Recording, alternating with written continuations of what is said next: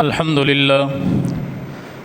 لله نحمده ونستعينه ونستغفره ونؤمن به ونتوكل عليه ونعوذ بالله من شرور أنفسنا ومن سيئات أعمالنا من يهده الله فلا مضل له ومن يضلله فلا هادي له ونشهد أن لا إله إلا الله وحده لا شريك له ونشهد أن محمدًا عبده ورسوله أما بعد فإن خير الحديث كتاب الله وخير الهدي هدي محمد صلى الله عليه وسلم وشر الأمور محدثاتها وكل محدثة بدعة وكل بدعة ضلالة وكل ضلالة في النار يا أيها الذين آمنوا اتقوا الله حق تقاته ولا تموتن إلا وأنتم مسلمون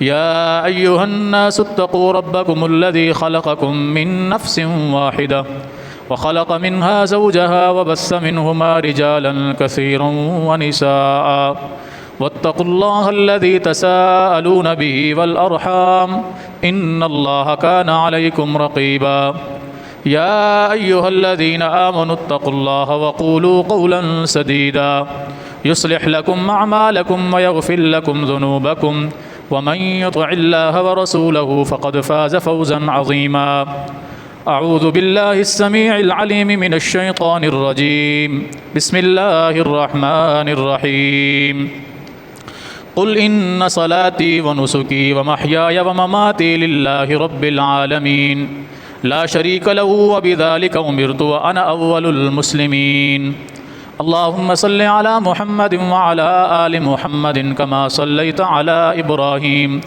وعلى آل إبراهيم إنك حميد مجيد اللهم بارك على محمد وعلى آل محمد كما باركت على إبراهيم وعلى آل إبراهيم إنك حميد مجيد رب اشرح لي صدري ويسر لي أمري واحلل عقدة من لساني يفقه قولي رب زدني علما اللهم انفعنا بما علمتنا وعلمنا ما ينفعنا وزدنا علما سبحانك لا علم لنا إلا ما علمتنا إنك أنت العليم الحكيم۔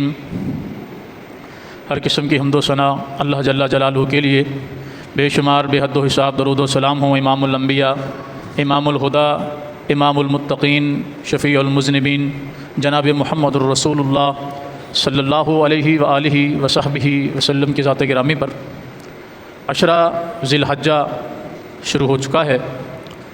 قرآن کریم میں سورۃ الفجر کی ابتدائی چند آیات کے اندر اللہ رب العالمین نے اسی عشرے کا تذکرہ فرمایا والفجر ولیال عشر والشفع والوتر، فرمایا کہ فجر کی قسم اور 10 راتوں کی قسم، جفت اور طاق کی قسم۔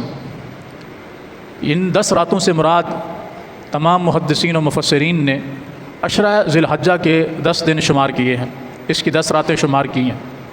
اور نبی علیہ الصلوۃ والسلام نے کائنات میں افضل ترین ایام اگر کن دنوں کو قرار دیا ہے تو وہ عشرہ ذی الحجہ کے دن ہیں، افضل ترین دن۔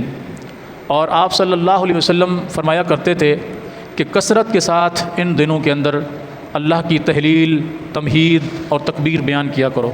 تحلیل یعنی لا الہ الا اللہ کثرت سے پڑھا کرو، تکبیر یعنی اللہ اکبر کثرت سے پڑھا کرو، تحمید یعنی الحمدللہ کثرت سے پڑھا کرو۔ اور صحابہ اکرام رضوان اللہ علیہم اجمعین کی یہ عادت مبارکہ تھی کہ وہ خود بھی اور پھر بازاروں میں نکل جاتے تھے اور کثرت کے ساتھ ان 10 دنوں میں تسبیحات پڑھا کرتے تھے۔ سیدنا عبداللہ بن عمر رضی اللہ تعالی عنہما کے حوالے سے آتا ہے، وہ بازاروں کے اندر نکل جاتے اور چلتے جاتے اور اونچی آواز سے کہتے جاتے اللہ اکبر لا الہ الا اللہ واللہ اکبر وللہ الحمد اللہ اکبر کبیرہ والحمد للہ کثیرہ وسبحان اللہ بکرۃ واصیلا۔ یہ ساری اللہ کی تسبیحات ہیں، اللہ کی تحمیدات ہیں اور اللہ کی تحلیلات اور تکبیرات ہیں۔ یعنی اللہ کی بزرگی بیان کی جا رہی ہے، اس کی کبریائی بیان کی جا رہی ہے اور اس کی تعریف کی جا رہی ہے۔ اور ان دنوں کے اندر اللہ رب العالمین فرماتا ہے وَاذْكُرُوا اللَّهَ فِي أَيَّامٍ مَّعْدُودَاتٍ، گنتی کے دن ہیں جن کے اندر تم کثرت کے ساتھ اللہ کا ذکر کیا کرو۔ ان گنتی کے دنوں کے اندر بھی آپ سورہ بقرہ کو پڑھیں گے، دوسرے پارے کے 9ویں رکوع کے اندر اللہ رب العالمین نے، اور پچھلے 8ویں رکوع کے اندر بھی اللہ رب العالمین نے انہی حج کے ایام کا تذکرہ فرمایا ہے، اور اس کے اندر اللہ رب العالمین فرماتا ہے وَاذْكُرُوا اللَّهَ فِي أَيَّامٍ مَّعْلُومَاتٍ، فرمایا کہ کثرت کے ساتھ ان معلوم شدہ دنوں کے اندر اللہ کا ذکر کرو، ایسے دن جن کے بارے میں معلوم ہے، یعنی مشہور دن ہیں، لوگوں کے اندر ان دنوں کا عام چرچا ہے کہ یہ کثرت کے ساتھ ذکر کیے جانے والے ایام ہیں، معلومات۔ فمن فرض فیہن الحج فلا رفث ولا فسوق ولا جدال فی الحج، فرمایا کہ ان دنوں کے اندر جس شخص پر حج فرض ہو جائے، کس شخص پہ حج فرض ہے؟ جو مال و متاع رکھتا ہو، حج کے سفر کے اخراجات پورے کر سکتا ہو، اور پیچھے گھر کے اخراجات بھی اس کے پاس پورے ہوں، فرمایا اس شخص کے اوپر حج فرض ہے، وہ حج کرنے جائے، اس کے لیے ضروری ہے کہ وہ ان دنوں کے اندر کسی قسم کی کوئی لغو بات، کوئی فضول بات، کوئی گناہ، کوئی جھوٹ، کوئی مکر و فریب کچھ بھی نہ کیا کرے، کیونکہ حج کے لیے لازمی ہے کہ ان تمام باتوں سے بچا جائے۔ ہماری کنڈیشن اس کے برعکس ہوتی ہے، ہم وہ دن جو اللہ کی طرف سے مقرر کردہ ہوں اور عزت والے دن ہوں، ہم ان کی تکریم، ان کا احترام کرنے کی بجائے ان کی بے حرمتی زیادہ کرتے ہیں، یعنی ان دنوں کے اندر ہماری بغاوتیں عروج پر پہنچ جاتی ہیں، بجائے اس کے کہ ہم اللہ کی تسبیح کریں، اللہ کو یاد کریں، اللہ کے ساتھ اپنا تعلق جوڑیں، ہم دور ہونے کی کوشش کرتے ہیں۔ یہ وہ ایام ہیں جن کے اندر رسول اللہ صلی اللہ علیہ وسلم بھی کثرت کے ساتھ ذکر کرتے تھے، اور آپ کے اصحاب بھی کثرت کے ساتھ ذکر کرتے تھے۔ نبی علیہ الصلوۃ والسلام نے زندگی میں ایک ہی حج کیا ہے، ایک ہی حج، لیکن آپ صلی اللہ علیہ وسلم نے لوگوں کو اس کی ترغیب دلائی ہے کہ جو شخص حج کی استطاعت رکھتا ہو اس کو چاہیے وہ حج کر لیا کرے۔ زندگی میں استطاعت والے شخص کے اوپر ایک مرتبہ تو حج فرض ہے نا، جس کے اوپر استطاعت ہو حج کے اخراجات برداشت کرنے کی، اور گھر کے اخراجات پوری کرنے کی، اور راستے کے زاد راہ کے اخراجات پورے ہونے کی، جس کے پاس استطاعت ہو زندگی میں ایک بار تو اس پر حج فرض ہے۔ اس کے علاوہ وہ جتنے کرنا چاہے کر سکتا ہے۔ جب نبی علیہ الصلوۃ والسلام نے فرمایا نا کہ صاحب استطاعت شخص پر حج ایک مرتبہ فرض ہے، تو صحابی کہنے لگے اللہ کے رسول صلی اللہ علیہ وسلم کیا ہر سال اس کے لیے حج کرنا ہوگا؟ آپ خاموش ہو گئے۔ پھر وہ صحابی دوسری طرف آئے، کہنے لگے اللہ کے رسول صلی اللہ علیہ وسلم صاحب حیثیت کے اوپر ہر سال حج فرض ہے۔ آپ پھر خاموش ہو گئے۔ اس نے پھر تیسری مرتبہ پوچھا اللہ کے رسول صلی اللہ علیہ وسلم کیا صاحب استطاعت شخص پر ہر سال حج فرض ہے؟ آپ نے فرمایا نہیں۔ فرمایا سنو، اگر میں کہہ دیتا ہاں تو پھر تم پر فرض ہو جاتا، لواجبت تم پر فرض ہو جاتا، مستطاعتم، پھر تم اس کی طاقت نہ رکھتے۔ یعنی آج تو تم یہ سمجھ رہے ہو کہ تمہارے پاس استطاعت موجود ہے کہ تم حج کر سکتے ہو، لیکن ہر سال تمہارے لیے حج کرنا مشکل ہو جاتا، تم حج کی استطاعت نہ رکھتے، تم اس کی تاب نہ لاتے۔ فرمایا اس لیے اتنا سمجھا کرو جتنا اللہ کا رسول بتا دے صلی اللہ علیہ وسلم۔ آج بھی یہ معاملہ عام ہے، اگر آپ کسی کو کوئی مسئلہ سمجھا دیں تو وہ پھر پوچھیں گے اچھا اس میں ایسا ہو سکتا ہے، بتائیں، اچھا ٹھیک ہے یہ ہو سکتا ہے، اچھا اس میں ایسا ہو سکتا ہے، یعنی بال کی کھال اتارنا، بال کی کھال اتارنا۔ مثلا کوئی شخص پوچھتا ہے کہ جی قربانی کے لیے جانور جو ہے وہ 4 دانت کا ہے، کیا قربانی ہو جائے گی؟ تو بھائی شریعت نے اس کی عمر مقرر کی ہے کم از کم 2 دانت، کم از کم 2 دانت، اوپر کی کوئی حد ہی نہیں رکھی۔ ہاں اتنا بوڑھا بھی نہ ہو، کمزور کہ اس کی ہڈیوں میں گودا ختم ہو جائے، وہ چلنے پھرنے کے قابل بھی نہ ہو، لیکن عمر کی کوئی قید نہیں رکھی، کم از کم 2 جو ہے نا وہ دوندا، اس کے بعد کوئی قید نہیں ہے۔ پھر پوچھے گا اچھا 4 دانت ہے، 4 دانت 6 دانت ہو جائے گا؟ یار عقل سے کام لو، جب بتا دیا گیا کہ کم از کم 2 دانت، اس کے اوپر کوئی قید نہیں، پھر 3 دانت، پھر 4 دانت، پھر 5 دانت، پھر 6 دانت کے سوال کرنا ہی فضول ہے۔ مانا تم قربانی کرنا ہی نہیں چاہتے۔ پھر اگر بتا دیا گیا کہ شریعت نے یہ قائد رکھی ہیں، مثلا جانور ہے اس کا سینگ ٹوٹا ہوا نہ ہو، حالانکہ کسی نے سینگ کھانا ہے نہیں کھانا، مگر کیا ہے جانور کے اندر عیب ہے، اس کا کان واضح طور پہ کٹا ہوا نظر نہ آ رہا ہو، لنگڑا نہ ہو، آنکھ سے بھینگا نہ ہو، یہ نشانیاں ہیں، یہ نشانیاں جانور کے اندر پوری ہیں، اور دانتوں کے اندر وہ دوندا ہو چکا ہے تو یہ قربانی کے قابل ہے۔ اس کا کلر کیسا ہو، کس نسل کا ہو، کیسا ہو، اس کی شریعت نے کوئی قید نہیں رکھی۔ جب شریعت نے کوئی قید نہیں رکھی، جتنا بتا دیا ہے اس پر عمل کرنا ضروری ہے۔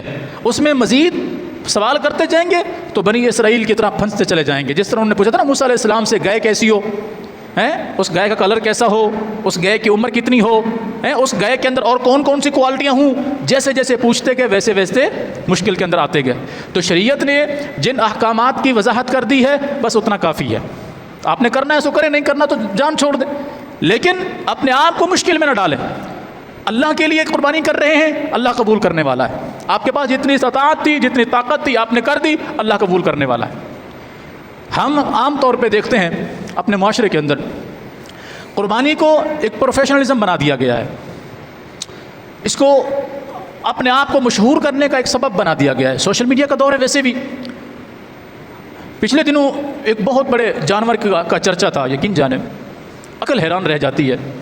ایک جانور جس کے متعلق بتایا جا رہا ہے کہ اس کا وزن 65 من ہے۔ 65 من کسے کہتے ہیں؟ اللہ اکبر، یعنی کم از کم 3 ٹن کے قریب۔ 25 من کا 1 ٹن ہوتا ہے، اور 65 من 2.25 ٹن کا جانور، حالانکہ ممکن ہی نہیں۔ اور اس کی قیمت کیا بتائی جا رہی ہے؟ 3.5 کروڑ روپے۔ 3.5 کروڑ روپے، اور اس پہ دنیا فدا ہے، اس کے ٹک ٹاک بن رہے ہیں، ویڈیوز بن رہی ہیں، فلاں ہو رہا ہے، فلاں ہو رہا ہے۔ وہ فلاں بندے نے اتنی بولی لگا دی ہے جو اس نے کہا میں 2.5 کروڑ دینے کو تیار ہوں، فلاں نے کہا جی میں اتنا دینے کو تیار ہوں، فلاں۔ صرف کیا ہے؟ اپنے آپ کو مشہور کرنا۔ اور قربانی تو اللہ کے لیے تقوی کا نام ہے۔ اللہ کو آپ کے جانور کی عمر سے کوئی غرض نہیں ہے، یعنی وہ کتنا بڑا ہو، کتنا اس کا گوشت ہو، کتنا اس میں سے خون نکلے گا، کتنا وہ خوبصورت ہوگا، اللہ کو اس کی کوئی پرواہ نہیں ہے۔ اللہ قرآن کریم میں نہیں فرماتا لن ینال اللہ لحومها ولا دماؤها ولکن ینالہ التقوی منکم، لوگو تمہارے جانور کا خون بھی اللہ کو ضرورت نہیں ہے، تمہارے جانور کے گوشت کی بھی اللہ کو ضرورت نہیں ہے، ولکن ینالہ التقوی، اللہ جو چیز تمہارے اندر تلاش کرنا چاہتا ہے، وہ چاہتا ہے تمہارے اندر یہ کوالٹی ہو، تو وہ ایک ہی ہے کہ تمہارے اندر اخلاص کتنا ہے۔ ایک شخص 1000 جانور خرید کر قربان کرتا ہے، لوگ اس کو مشہور کر دیتے ہیں، یا وہ خود اپنی مشہوری کرواتا ہے کہ دیکھو جی 1000 جانور اس نے اللہ کی راہ میں قربان کر دی ہے۔ اگر اس کا مقصد لوگوں کو دکھانا ہے، رب اکبر کی قسم کسی ایک بال جانور کے ایک بال کا بھی اس کو ثواب نہیں ملنے والا۔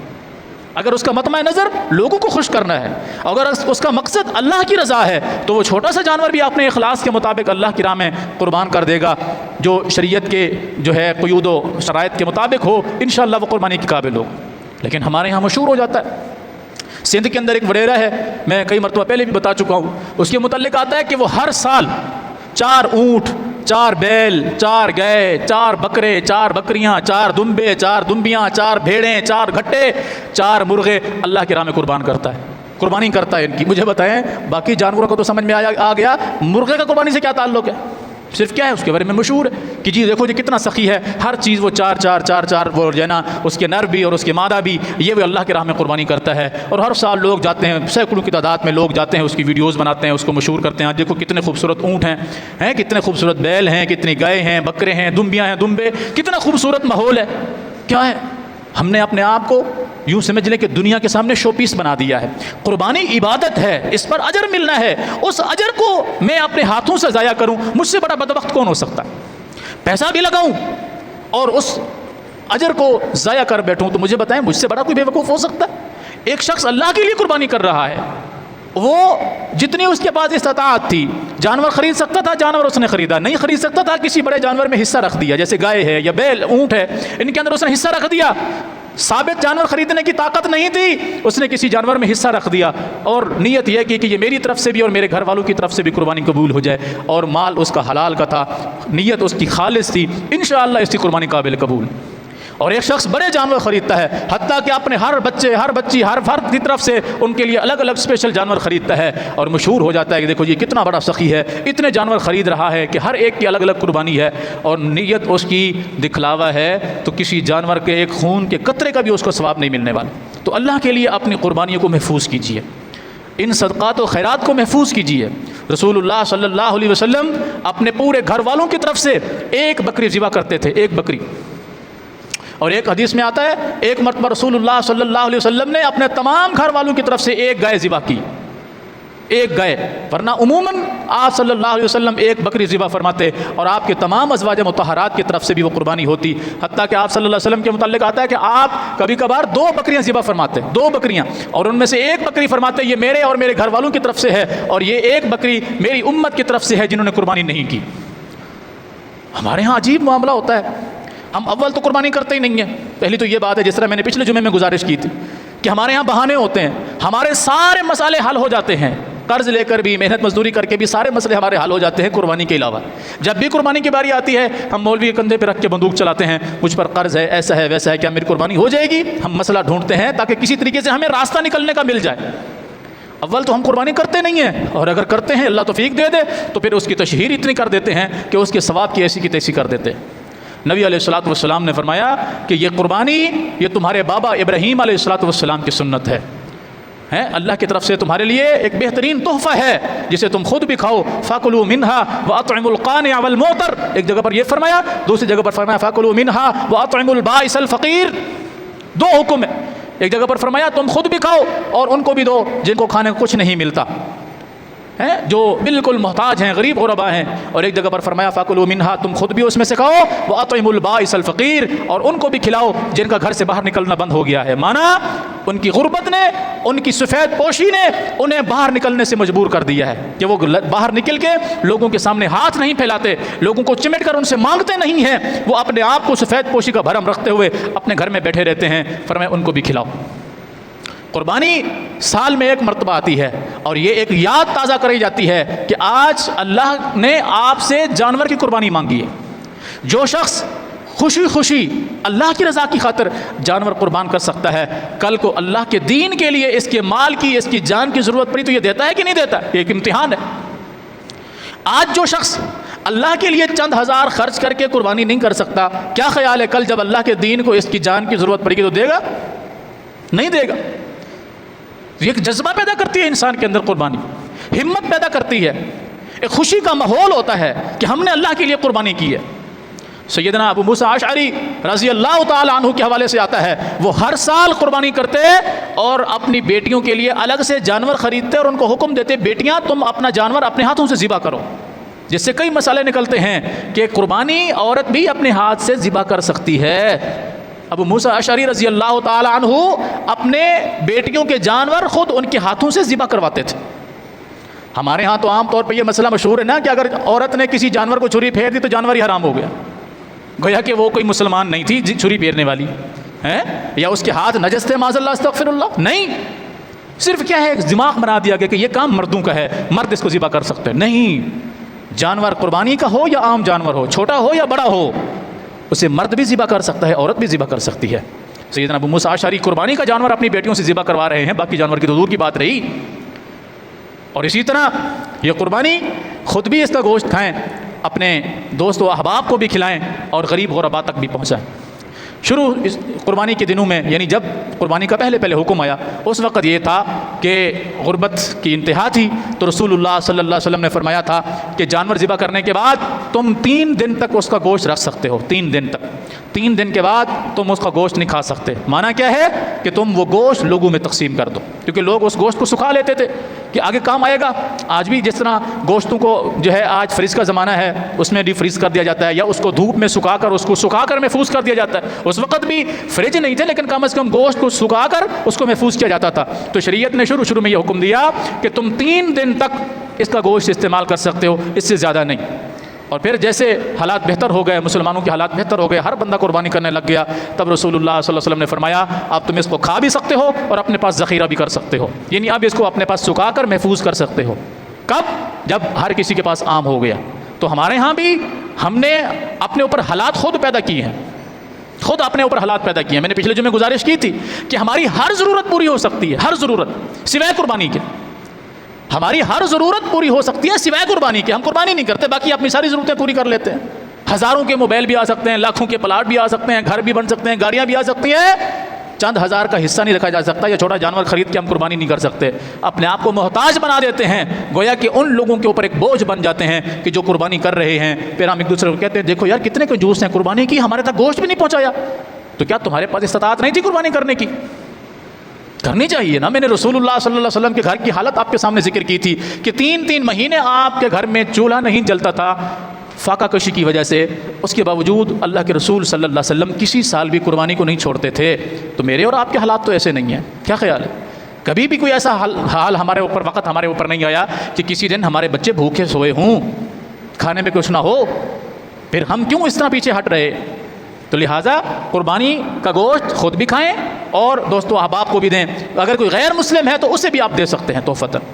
اللہ کے رسول صلی اللہ علیہ وسلم سے پوچھا آپ کی زوجہ نے کہ میرے بھتیجے یہودی ہیں، غیر مسلم ہیں، یتیم ہیں، کیا میں ان کو صدقات و خیرات دوں؟ نبی علیہ الصلوۃ والسلام نے فرمایا ہاں دو، وہ تمہارے قریبی ہیں، تمہیں اس پر اللہ اجر عطا فرمائے گا. حالانکہ غیر مسلموں کو دیا جا رہا تھا.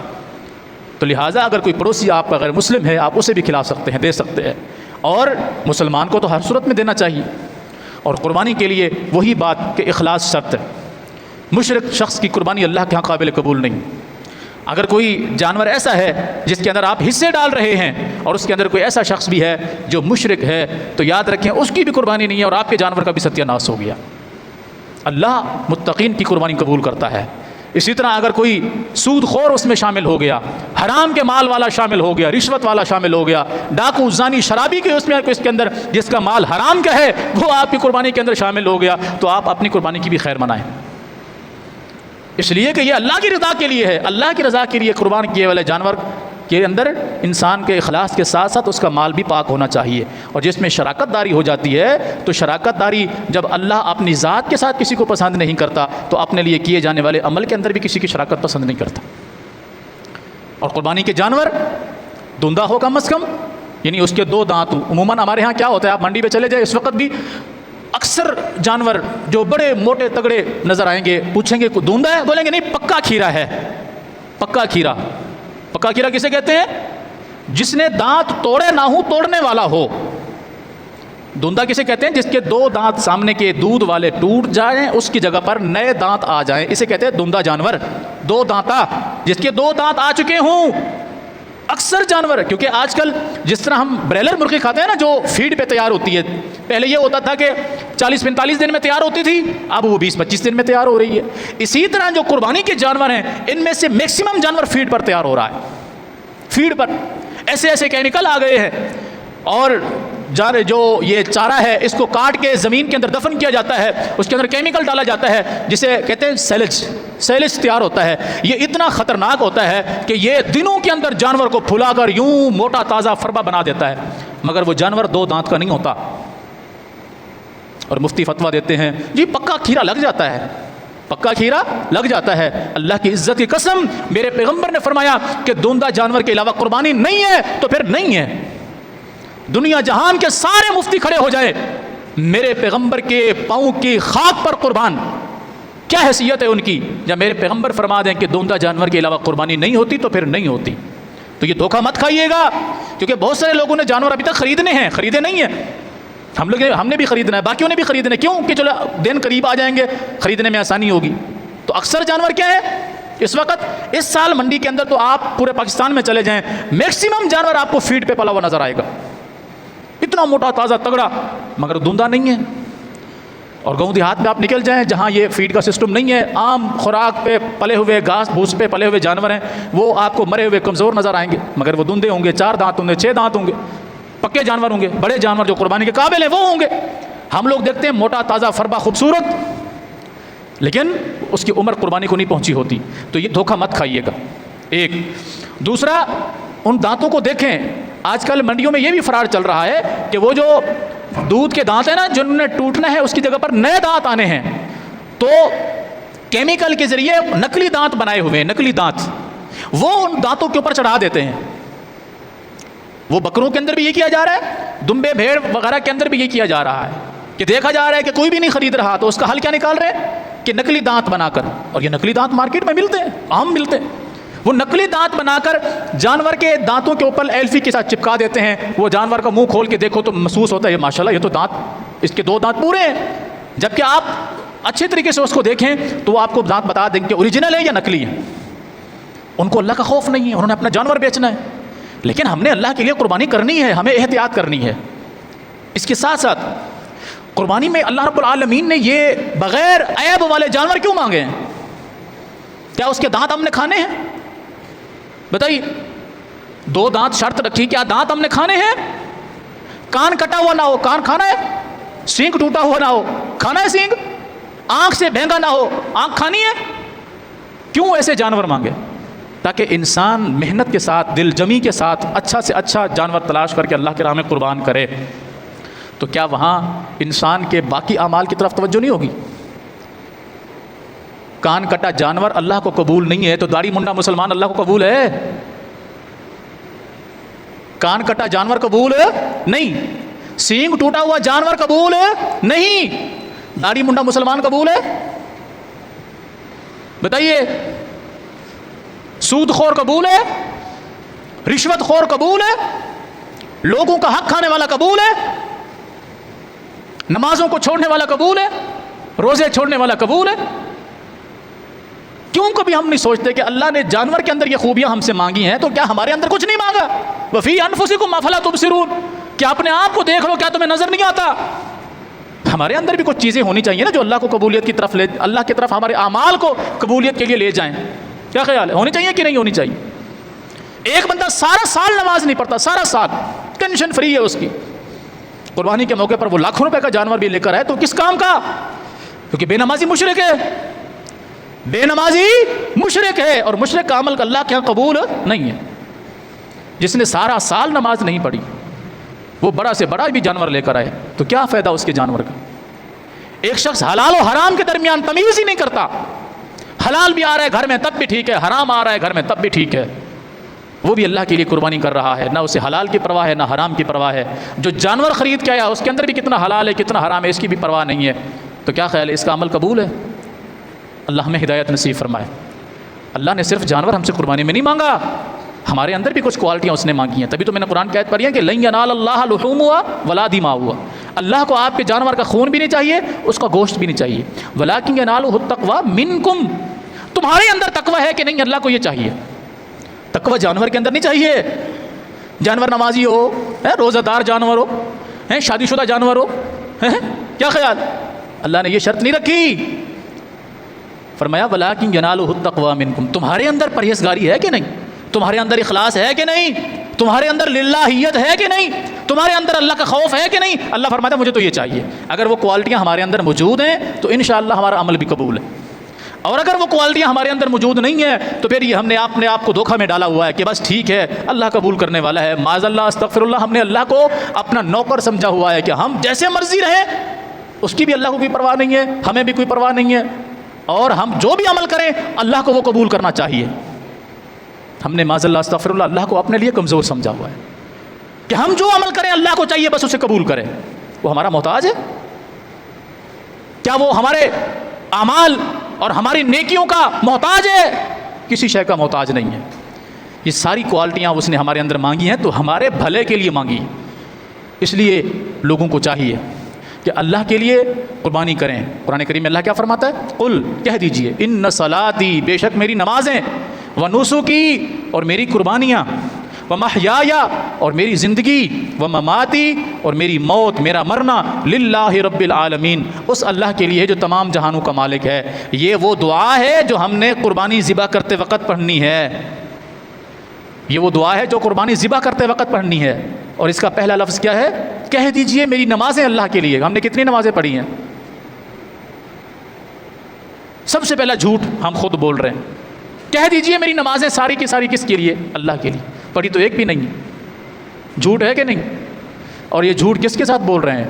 اس کے سامنے جو ہمارے روئیں روئیں کو جانتا ہے، ہمارے دل میں اٹھنے والے خیالات سے واقف ہے. اس کے سامنے ہم کہہ رہے ہیں میری ساری نمازیں تیرے لیے، جبکہ اس کے سامنے آج تک ایک سجدہ بھی نہیں کیا. جھوٹ بول رہے ہیں. قل ان صلاتی، کہہ دیجئے میری نمازیں اللہ کے لیے. کتنی پڑھی ہیں؟ ونسکی، اور میری قربانیاں اللہ کے لیے. کتنی قربانیاں کی ہیں؟ جو قربانیاں کی ہیں ان کے اندر وہ کوالٹیاں جو اللہ نے مانگی تھی وہ بھی ہیں کہ نہیں ہیں؟ یا آج تک لوگوں کو دکھانے کے لیے کرتے آئے تو وہ تو ویسے قبول نہیں ہے. تو پھر کون سی قربانیاں اللہ کے لیے کی ہیں؟ ومحیایا، میری زندگی کا ایک ایک لمحہ اللہ کے لیے. کون سا لمحہ؟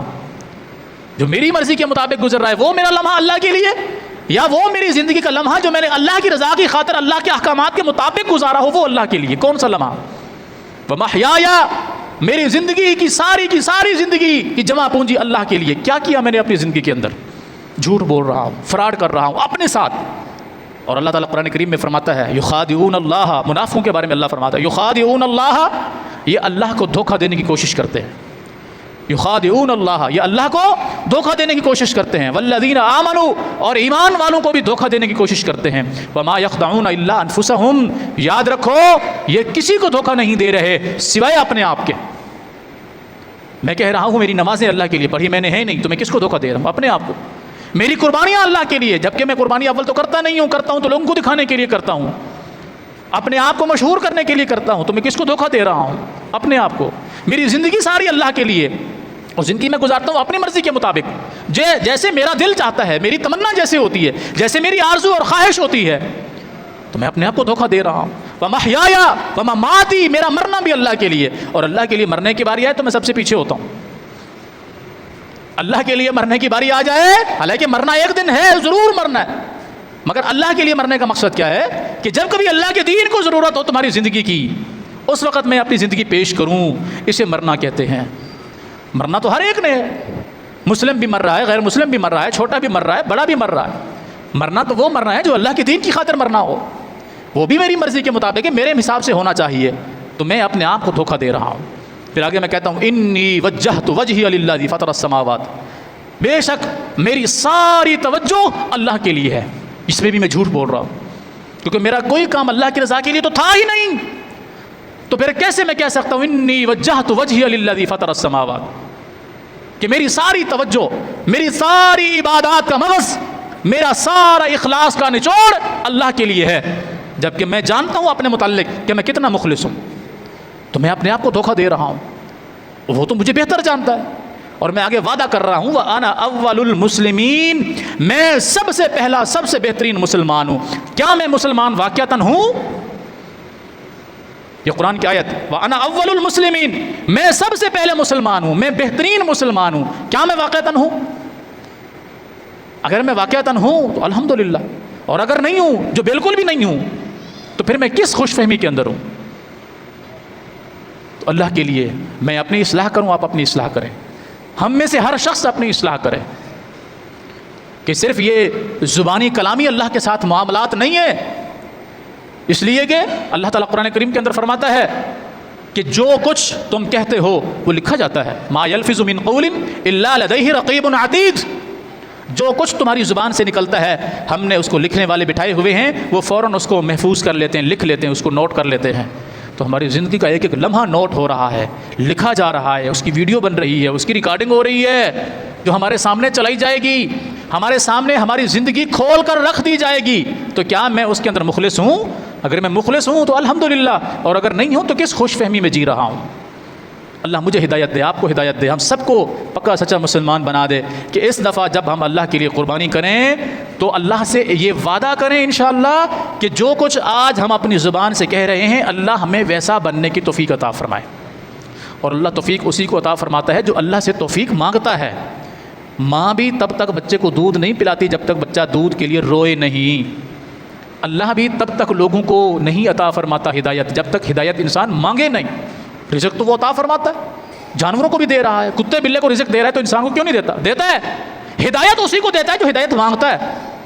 آپ اندازہ لگیں سرور انبیاء جناب محمد الرسول اللہ صلی اللہ علیہ وسلم اگر اللہ سے دعا کر رہے ہیں کہ اللہم اہدنی، اے اللہ تو مجھے ہدایت عطا فرما، جس پیغمبر کو اللہ نے ہادی اور مہدی بنا کر بھیجا، لوگوں کے لیے خیر خواہ بنا کر بھیجا، لوگوں کو اللہ کے دین کی طرف بلانے والا بنا کر بھیجا، وہ پیغمبر کہہ رہا ہے کہ اللہم اہدنی، اے اللہ مجھے ہدایت عطا فرما، فی من ہدیت، ہر اس چیز کے ذریعے مجھے ہدایت دے جیسے تو ہدایت عطا فرماتا ہے۔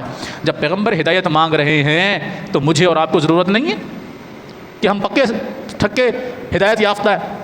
آج آپ کسی کو کہنا ایسے مذاق میں اللہ تجھے ہدایت دے، وہ آپ کے گلے فٹ ہو جائے گا، میں مسلمان نہیں ہوں، میں مومن نہیں ہوں، الحمدللہ میں پکا مسلمان ہوں۔ تیرا جذبہ نظر آ گیا، تیرا ایمان نظر آ گیا، تجھے کسی نے ہدایت کی دعا دی تو تو اس کے گلے فٹ ہو گیا، اور اگر وہ تجھے کچھ اور کہہ دیتا تو کیا کرتا اس کے ساتھ؟